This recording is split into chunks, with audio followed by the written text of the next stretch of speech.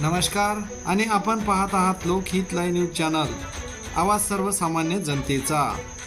Rajasthani multistate cooperative शाखा उमरखेड या बँकेने 20 ते 25 कोटी रुपयांनी गंडा घातला आहे।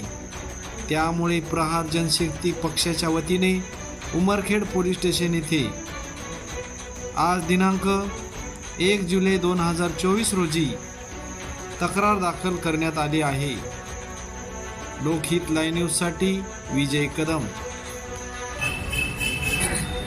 राजस्थानी मल्टीस्टेट कोऑपरेटिव्ह सोसायटी मुख्य शाखा परळी योजना शाखा उमरखेड खडकपुरा चौक। आज आम्ही या ठिकाणी सर्व फिक्स डिपॉझिट, फिल्मी डिपॉझिट व मल्टीस्टेट कोऑपरेटिव्ह शाखा सोसायटी उमरखेड यांनी उमरखेड शहर व तालुक्यातील जवळपास 1700 ते 1900 ठेवीदारांचे 15 ते 20 कोटी रुपये आज लुबाडून आज पळ काढलेला आहे। त्या संदर्भात प्रहार जनशक्ती पक्षाने सर्व ठेवीदारांना न्याय देण्यासाठी उमरखेड पोलीस स्टेशन येथे सर्व ठेवीदारांना घेऊन आज धडक मारलेली आहे आणि तक्रार दाखल केलेली आहे। सदर स्थानिक संचालक मंडळ उमरखेडचं चेअरमॅन व मुख्य शाखा संचालक मंडळावर तात्काळ कायदेशीर कारवाई करून यांच्यावर फौजदारी स्वरूपाची गुन्हा दाखल व्हावा व संबंधित सर्व संबंधितांचे तात्काळ त्यांची प्रॉपर्टी जप्त करून